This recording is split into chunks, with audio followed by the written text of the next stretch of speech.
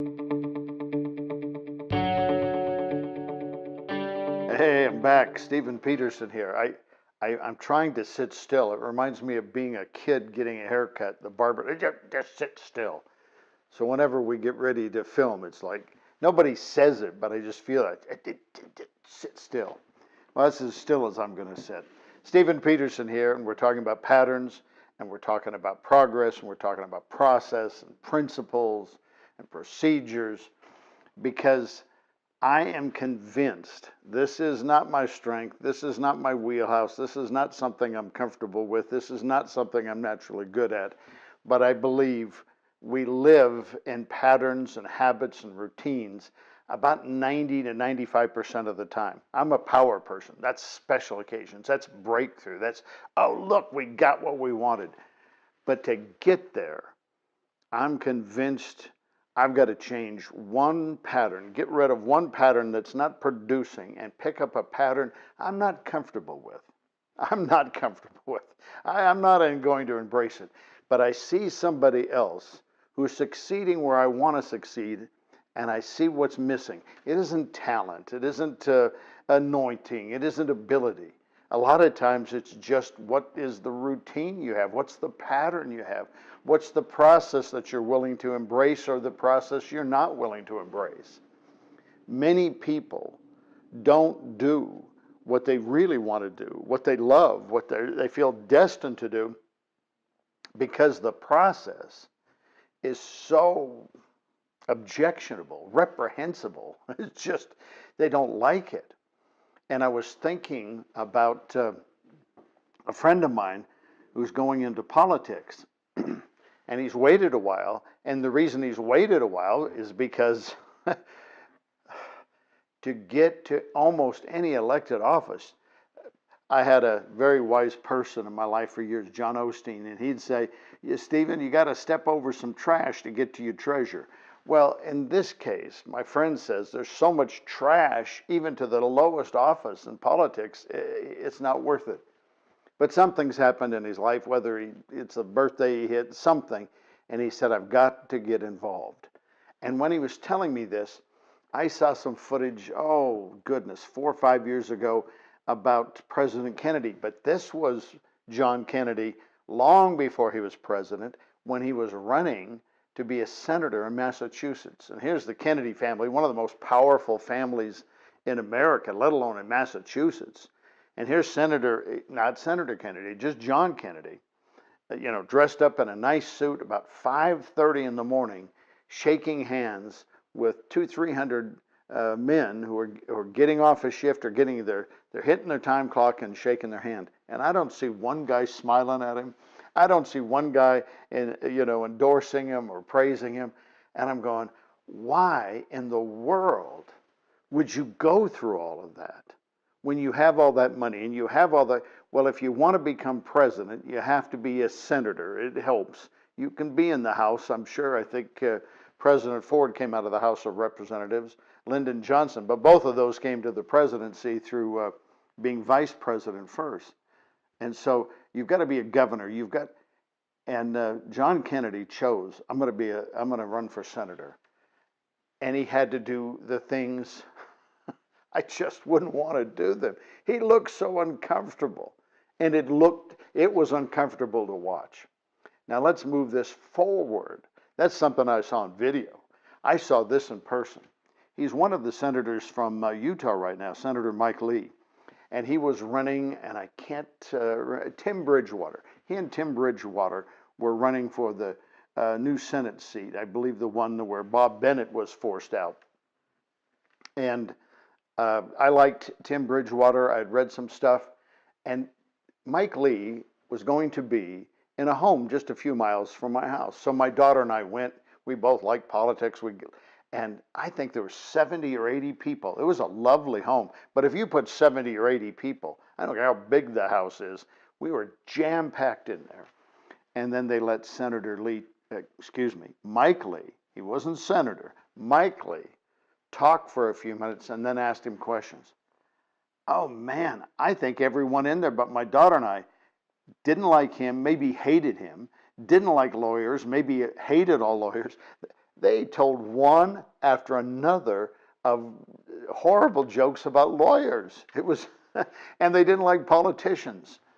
And I thought, I'm gonna stick around and talk to him for a minute just to see if I can encourage him. And I said, and I believe he had argued a case in front of the Supreme Court. So I'm thinking, you've argued a case in front of the Supreme Court, and you're here in a home in Layton where they're just roasting you. Why do you want to do that? Well, if he wanted to become senator, he had to go through this, and he had to go through it, I bet you, hundreds of times. Now, maybe some homes were, more appreciative of him or more open to him, but what a process. What a process. So I'm talking to somebody right now. You know what you want to do. You know what's missing in your life. And you know what you have to do it, and you don't want to do it. You don't want to do it. I've got a friend of mine in California. He's gone through some personal tragedies and heartbreaks, and he compensated for it by eating. Well, he ate himself up to about 430 pounds. Hadn't seen him. He'll Facebook me, he'll text me, but then he told me I'm going to have some kind of procedure with my stomach to be stapled. Well, of course, the procedure can be dangerous, but then from that point on, the rest of your life, you have to watch very carefully. You can only eat small amounts at a time, have certain foods. He doesn't want to die. I don't know how old he is, 45, 50 years old. He don't want to die at 45 or 50 because he has a heart attack or his kidneys fail. This guy's struggling with diabetes and kidney problems, but he's willing to go through that process so he can get what he wants, which is a longer, healthier life. I bet you I'm talking to somebody right now, and you know the process you've got to go through, and you go, I don't want to do it. I want the prize. I want the reward. I want the change in my life, but I can't stand the process. Process and patterns are two different things. Patterns are what I'm trying to get you to change, but you change your pattern and then you adopt a process. I know a group of nurses. They work with a specific part of the medical field, and so I started talking to them. What do you want to do, but you don't have time to do? What would you like to do next in life? Not stopping nursing, but more specific. There's so many now specialized areas in medicine for doctors and physician's assistant and nurses. And these women are sharp, they're well educated. And one of them said, I'm not going to tell you what I want to do, but to do that, I've got to have 1 or 2 more degrees than what she already has. And she just had this look like, I know what I want. I just don't want to pay the price. So, and then she said, well, to be honest with you, because I told him I wanted to talk to him, but then I tried to talk to him individually for just a minute, because again, it's a little harder to get people to open up and be honest if you ask them in a group. Sometimes they're embarrassed, sometimes it doesn't matter. And she said, I've already signed up for university. And I said, I know her just a little bit. I said, my goodness, where are you going to find the time? Not only do you have this full-time job with unbelievable responsibilities, but she's got a husband and kids. And she said the university, and because the program she's in it's a specific program and most people already have jobs. So they're teaching what I'm sharing. To get what you want, you got to give up something else. You can't just add a new pattern. You can't take on a whole new process and routine if you don't give up something you're already doing, something you're comfortable with, something you're familiar with. It doesn't mean it's a bad thing. It doesn't have to be a bad. Well, yeah, somebody. Well, I tell you what, I'm gonna stop drinking 5 hours a night, and I'm gonna get another degree. If that's your choice, that's an easy choice, I think. No. And she went down this list. I'm going to get this list from her because I'd like to see what the university calls time wasters.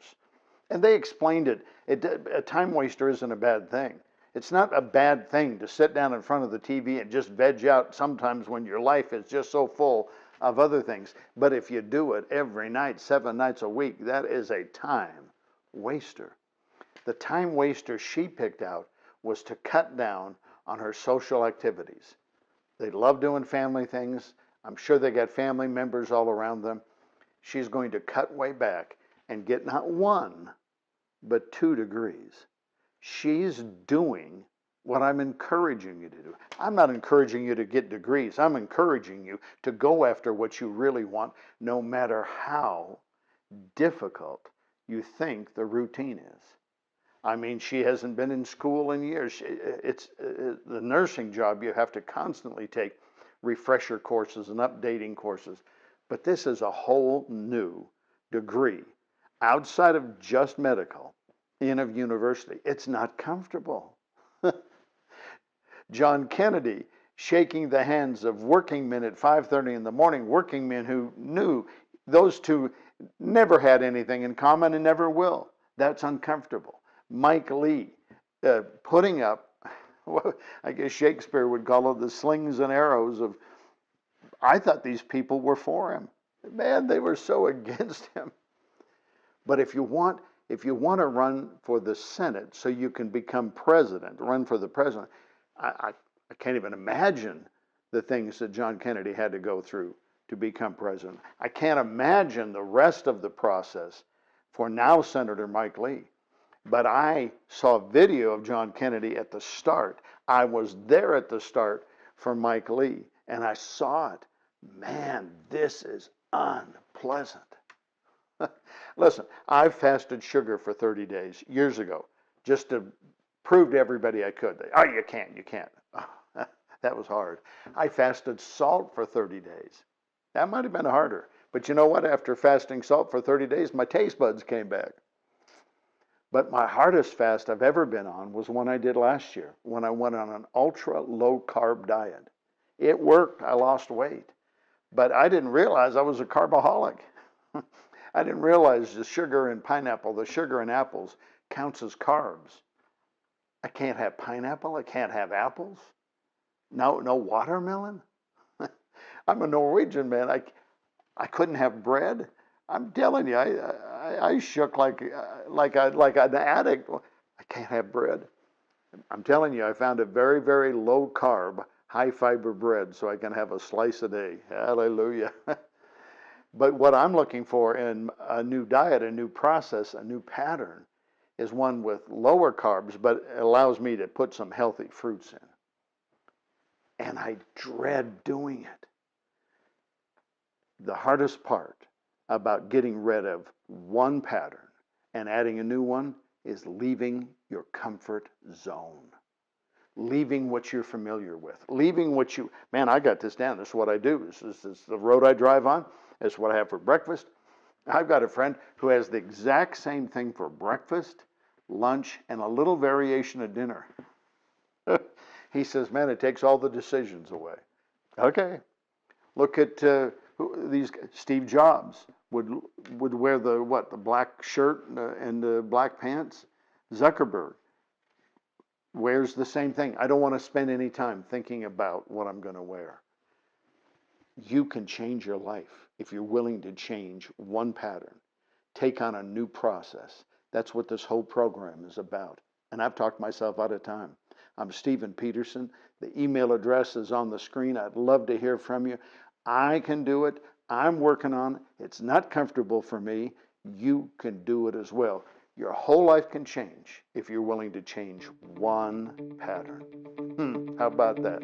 See you next week.